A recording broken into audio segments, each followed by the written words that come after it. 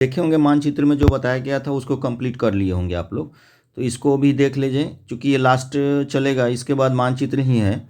और कृषि का कुछ है, भूगोल का ये जो है ये 7वां और 8वां जो भी है ये भाग आप देख पा रहे हैं, तो ये कंप्लीट कर लेंगे। चूँकि ये पूरा छाँट करके लाए हुए, इसमें से इसके अलावा कुछ होगा नहीं।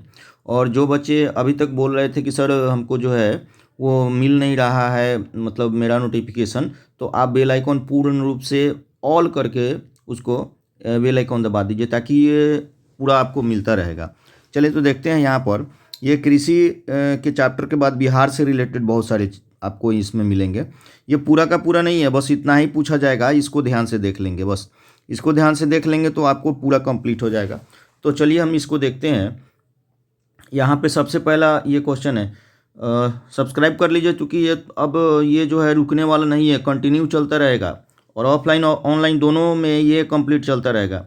और इसको जो है ऑफलाइन में आज जो ऑफलाइन में चला है मानचित्र का ऊंचावच प्रदर्शन की विधि को, तो आप कंप्लीट देख लिए होंगे और पूरा कंप्लीट याद हो ही गया होगा। तो इसके बाद मानचित्र का भी ऊंचावच प्रदर्शन की विधि होगा, आपदा प्रबंधन में से भी जो भी होगा उसको देख लेंगे। चलिए तो इसको देख लेते हैं। इसका एग्ज़ाम आपका जो है नेक्स्ट इसी वीक में होने वाला है। तो इससे रिलेटेड जो भी है 2023 तक जितना भी होगा उसका पूरा ऑब्जेक्टिव इसमें से ही रहेगा। हमारे चैनल पर जितना भी है उसको एक बार देख लेंगे। 50 का 50 जो इसमें तो 40 पूछे जाएंगे, तो इसमें से 48 में से 40 आपका कंप्लीट हो जाएगा। चलिए तो पहला देखते हैं। यहाँ पर ये जो आप देख रहे हैं, ये पहला आप देखिएगा, यहाँ पर ये किस देश की सीमा जो है बिहार से जुड़ी हुई है, तो कंप्लीट सबको मालूम है, बताएंगे क्या होगा ये। तो ये जो है ये होगा ये नेपाल। नेपाल जो है किस देश की सीमा बिहार से जुड़ी हुई है, नेपाल।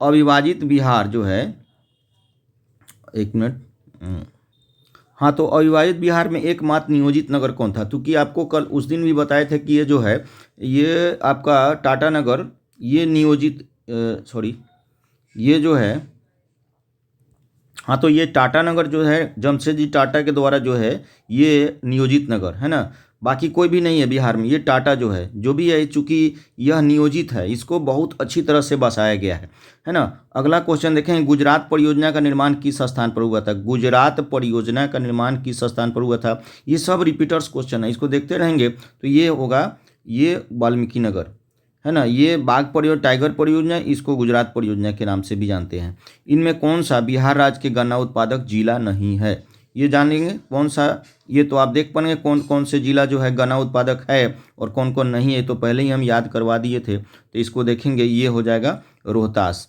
चूँकि यह सभी है, दरभंगा है, मुजफ्फरपुर है, पश्चिम चंपारण है। बिहार के जूट उत्पादन में क्या हो रही है? गिरावट हो रही है, क्योंकि अब जूट से जो है रिलेटेड कुछ ऐसा है नहीं, प्लास्टिक वगैरह आ गए हैं, तो इसमें का जो ये रस्सी वगैरह या जो भी बन रहे हैं तो प्लास्टिक से कार्यरत हो रहे हैं। दूसरा है बिहार में तंबाकू उत्पादक क्षेत्र है, कौन सा है? यहाँ देखेंगे ये गंगा 3 है, लेकिन आप लोगों को बताए थे कि गंगा जब दे रहा है तो गंगा का उत्तरी मैदान तराई और दक्षिणी मैदान और गंगा का दियरा। ये देखेंगे 1 2 3 ABD, इसमें कन्फ्यूजन आपका हो जाएगा, ठीक है ना। तो इसके लिए आपको बताए थे बिहार में तंबाकू का उत्पादक क्षेत्र है। 9 नंबर बताइए क्या हो जाएगा? तो ये है उत्तरी मैदान। उसके बाद है कोसी नदी घाटी परियोजना का आरंभ कब हुआ था? कोसी नदी घाटी परियोजना का आरंभ जो है यहाँ देखेंगे कब हुआ था? 1955 में।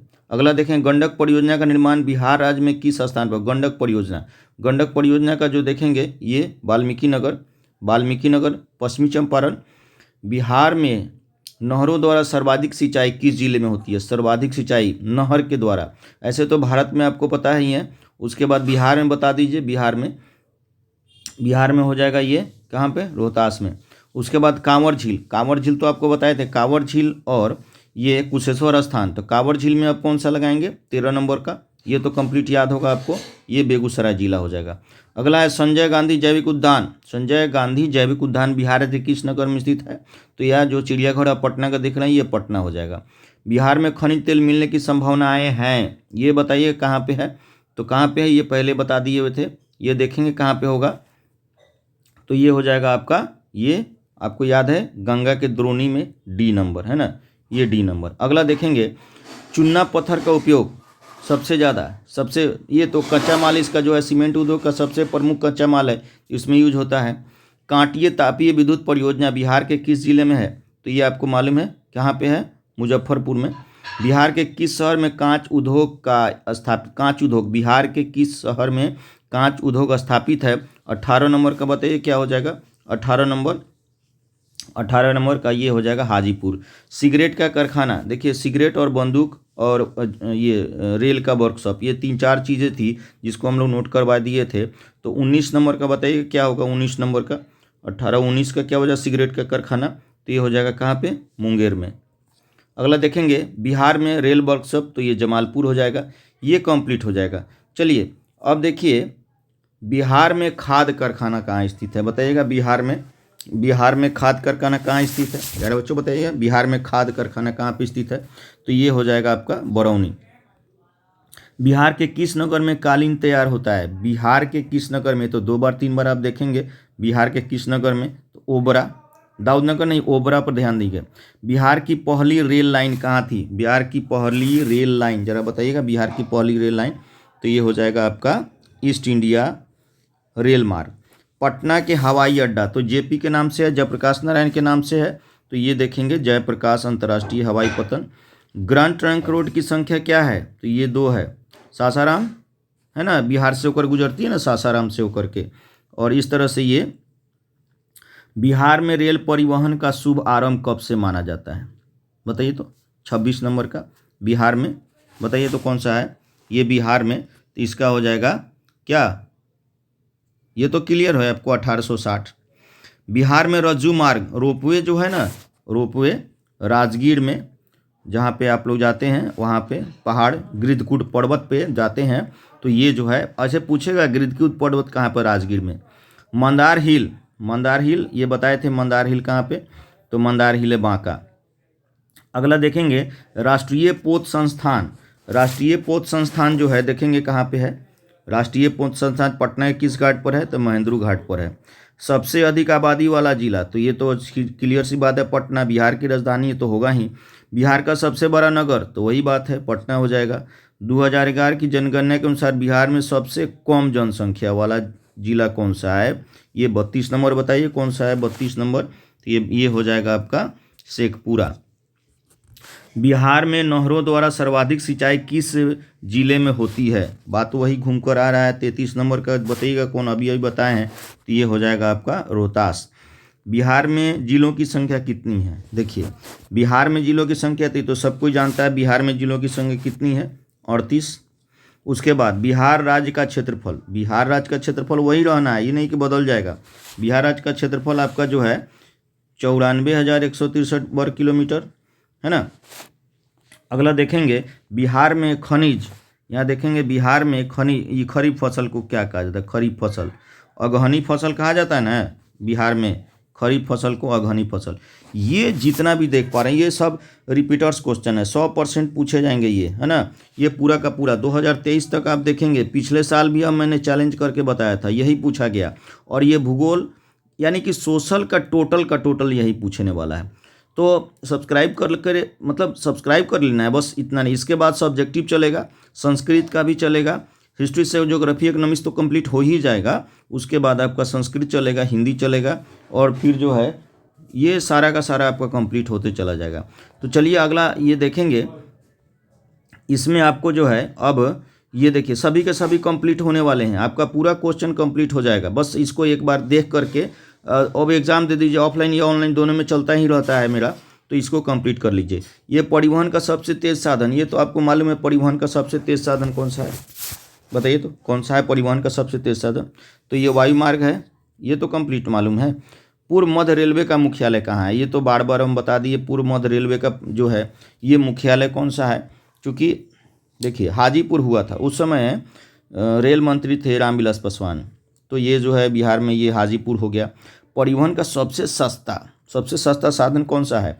तो ये आपका जल मार्ग सबसे सस्ता है। आप नाव से, चूँकि हमारे यहाँ तो ये नहीं है ज़्यादातर, लेकिन परिवहन का सबसे सस्ता अगर सुगम पूछता तो आपको रेल मार्ग होता है, सबसे अगर पूछता तेज़ तो वायु मार्ग। तो यहाँ पूछ रहा है परिवहन का सबसे सस्ता जो साधन कौन सा है? तो जल मार्ग है, ठीक है ना।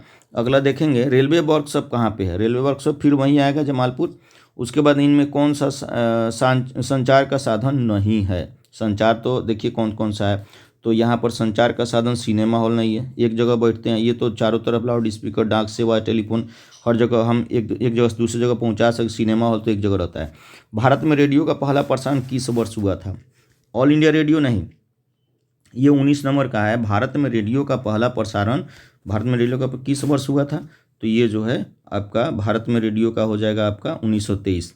उसके बाद दक्षिण पूर्व मध्य रेलवे का मुख्यालय कहाँ पर है? दक्षिण पूर्व रेलवे का मुख्यालय है ना, देखते हैं कभी ECR लिखा रहता है या जो भी। तो 20 नंबर का ये देखेंगे तो 20 नंबर का हो जाएगा बिलासपुर।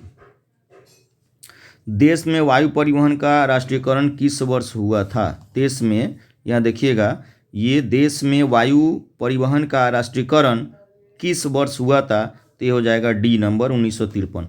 भारत का सबसे बड़ा रेलवे क्षेत्र कौन सा है? भारत में सबसे बड़ा रेलवे क्षेत्र कौन सा है? पूर्व रेलवे क्षेत्र है, पूर्व रेलवे क्षेत्र है। स्वर्णिम चतुर्भुज महानगर जो महामार्ग है, इनमें किस शहर को नहीं जोड़ता है? जोड़ता नहीं लिखा हुआ है, नहीं पर ध्यान दीजिएगा, नहीं पे, ठीक है ना। तो ये 23 नंबर का हो जाएगा आपका।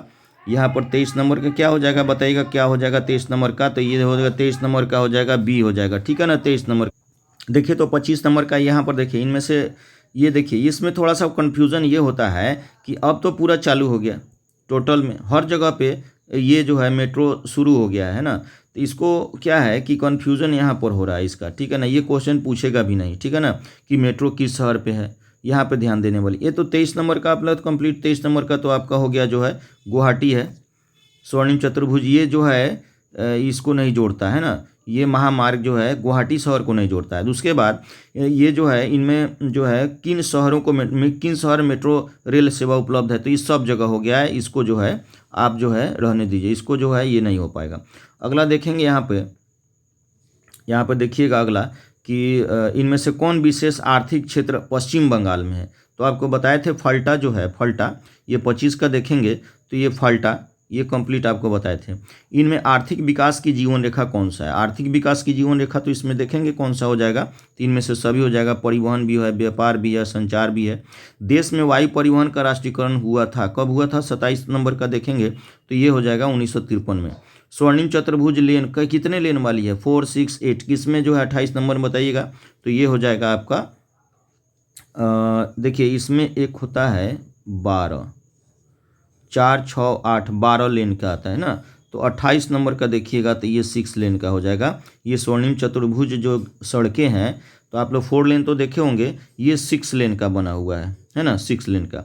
उसके बाद आता है बंकिंघम नगर का निर्माण किया गया था, कब किया गया था? 29 नंबर का बताएंगे तो 1806 में। उसके बाद बिहार में वायु परिवहन का सर्वप्रथम विकास कब हुआ था? वायु परिवहन, क्योंकि यहाँ तो ज़्यादा विकास हुआ नहीं है वायु परिवहन का। आप देखेंगे एयरपोर्ट जो यहाँ पर कुछ ज़्यादा है नहीं, लेकिन अब धीरे धीरे चल रहा है। तो यहाँ देखेंगे 1 नंबर का हो जाएगा ये 1960 में। भारतीय रेलवे का सर्वाधिक लंबा पुल कहाँ पर है? भारतीय रेलवे का सर्वाधिक लंबा पुल कहाँ पे है? चलो बताइएगा कहाँ पे है। 2 नंबर का, ये 2 नंबर का हो जाएगा आपका, ये सोनपुर सबसे बड़ा है, हाजीपुर के बगल में। न्यूनतम घनत्व वाला जिला कौन सा है? न्यूनतम घनत्व 3 नंबर का कौन सा न्यूनतम घनत्व? तो न्यूनतम माने कम से कम जो है उसका घनत्व है, जनसंख्या का घनत्व सबसे कम है जो बताए हुए थे, तो ये हो जाएगा आपका कैमूर। अगला क्वेश्चन देखिएगा, ये जो है अगला क्वेश्चन में इनमें कौन नई औद्योगिक नीति से संबंधित नहीं? औद्योगिक नीति से संबंधित नहीं है। 20 नंबर का देखेंगे कौन सा हो जाएगा, तो ये हो जाएगा आपको राष्ट्रीयकरण। देश में लोहा इस्पात के बृहद कारखाने हैं कितने हैं देश में? तो ये हो जाएगा आपका 10। देश में लोहा इस्पात के बृहद कारखाने 10 हैं। देश का सबसे बड़ा पोत प्रांगण होता है, जलपोत, वो जो है 22 नंबर का बताइएगा कौन सा है? तो ये हो जाएगा कोच्चि। देश का सबसे बड़ा पोत प्रांगण कोच्चि। अंगूरा ऊन बताए थे ना, अंगूरा ऊन किससे प्राप्त होता है? कश्मीर में आपको बताए थे। कश्मीर के कौन से जीव है जिससे अंगूरा का मफलर, चादर से लेकर के और शॉल, स्वेटर वगैरह, अंगूरा कंपनी है। तो अंगूरा जो है वो जीव का नाम है ना, तो ये खरगोश का नाम है, ये कश्मीर में ये रहता है। तो इसके रोए से है ना ये अंगूरा जो है ये बनाए जाते हैं, अंगूरा। आप देखते होंगे लिखा रहता है मफलर पे अंगूरा, है ना। चलिए, भारत के प्रथम रेल मार्ग ये कब, भारत का प्रथम रेल मार्ग तो ये हो जाएगा 1854 में। भारत में रेल पटरियों को कितने वर्गों में बांटा गया है, तो ये हो जाए आपको 3 वर्गों में, ठीक है ना। उसके बाद वस्तु विनिमय अथवा वस्तुओं का आदान प्रदान को क्या कहा जाता है, तो वस्तु विनिमय तो वस्तु विनिमय प्रणाली हो जाता है ना, वस्तु विनिमय। तो आदान प्रदान को हम व्यापार कहेंगे। पक्की सड़कों की लंबाई की दृष्टि से प्रथम स्थान पक्की सड़क सबसे ज़्यादा कहाँ पे है, तो ये तो आपको मालूम है, जो बताए थे पढ़ाए हुए थे उसमें देखेंगे, तो ये हो जाएगा आपका महाराष्ट्र। और दमन दीव में जानते हैं, अरुणाचल में सब ये जो है। अगला देखेंगे, नागपुर सड़क योजना के अंतर्गत सड़कों को कितनों भागों में बांटा गया है। 5 नंबर का देखेंगे, सड़क को कितने भागों में बांटा गया है। नागपुर नागपुर नागपुर सड़क, ठीक है ना, ये आपको कितने भागों में बांटा गया है ना। नागपुर सड़क योजना के अंतर्गत सड़कों को कितने भागों में बांटा गया है, तो ये हो जाएगा 4। निम्नलिखित में कौन सड़कों का एक वर्ग नहीं है। एक्सप्रेसवे है, सीमांत है, स्वर्णिम चतुर्भुज राजमार्ग, पूरब पश्चिम गलियारा, तो 6 का हो जाएगा आपका पूरब पश्चिम गलियारा। भारत के किन शहरों में मेट्रो रेल, ये छोड़ दीजिए, इसको छोड़ दीजिए। किस वर्ष इंडियन एयरलाइंस को इंडियन नाम दिया गया, ये तो बताए थे 8 नंबर का, तो ये हो जाएगा 8 नंबर का बताइएगा, तो ये हो जाएगा 2005 में। पहले इंडियन एयरलाइंस इसका नाम था, बाद में इसका बदलकर इंडियन कर दिया गया 2005 में। उसके बाद देखेंगे, भारतीय अंतर्देशीय जलमार्ग प्राधिकरण का गठन किस वर्ष किया गया था। अंतर्देशीय जलमार्ग प्राधिकरण गठन जो है 9 नंबर का बताइएगा क्या हो जाएगा, तो 9 नंबर का हो जाएगा 1986। इन्नौर पतन 2 बताए थे, एक फाल्टा एक इन्नौर पतन। 10 नंबर का बताइएगा, तो 10 नंबर का हो जाएगा तमिलनाडु सी, इन्नौर पतन तमिलनाडु। देश में कितने विशेष आर्थिक क्षेत्र विकसित है, देश में कितने विशेष आर्थिक क्षेत्र जो है विकसित है, तो 11 नंबर का हो जाएगा आपको 7। उसके बाद हो जाए देश में यहाँ पर देखिए फाल्टा विशेष आर्थिक क्षेत्र कहाँ पे है, तो पश्चिम बंगाल में है।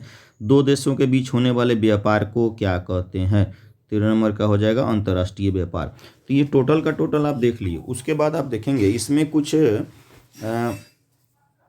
कहीं कहीं पर आपको ऐसे मिस हो जाता है, लेकिन फिर भी ये हिस्ट्री पूरा कंप्लीट हो गया है। अब आपका ज्योग्राफी ये भी बस आपका थोड़ा सा इसमें मानचित्र, और आप मानचित्र का तो सब्जेक्टिव आपका कंप्लीट आज ऑफलाइन में हो ही गया है, और इसको ऑनलाइन में भी मेरे वीडियो में आपको मिल जाएगा। पिछले वीडियो में ऊंचा प्रश्न की विधि का आपको यूट्यूब पे मेरे चैनल पे आपको मिलेगा, उसको देख लेंगे, और उसका जो है ऑब्जेक्टिव आपको जो है फिर नेक्स्ट वीक में मिल जाएगा। इसलिए जो है इसको कंप्लीट से देखते रहेंगे, परमानेंट देखते रहेंगे, तो ये 100% 2023 में आपको कंप्लीट यही रहेगा। और देखिए सब्जेक्टिव तो जैसा है ही, ऑब्जेक्टिव कंप्लीट हो गया तो 400 प्लस में जाने के लिए बहुत सारे मार्ग प्रशस्त हो जाते हैं। तो जितने भी हमारे स्टूडेंट हैं, देखिए जो मेरे पास ऑफलाइन में पढ़ रहे हैं या नहीं पढ़ रहे हैं, लेकिन उनको भी ये सुविधा उपलब्ध करा दीजिए, शेयर कर दीजिए इसको जो है, ताकि उनको भी इससे लाभ पहुँचे। ऐसा कोई मतलब नहीं जो मेरे यहाँ पढ़ रहे हैं तो वही ये इसको देखेंगे, आप उनको भी बता दीजिए।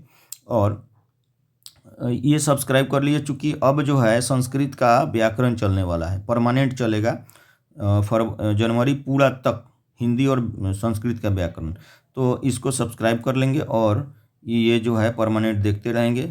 और अगला जो भी आएगा उसको आपदा प्रबंधन और मानचित्र का भी आपको मिल जाएगा। चलिए, तो इतना ही आज भर, और नेक्स्ट वीक में फिर हम मिलते हैं।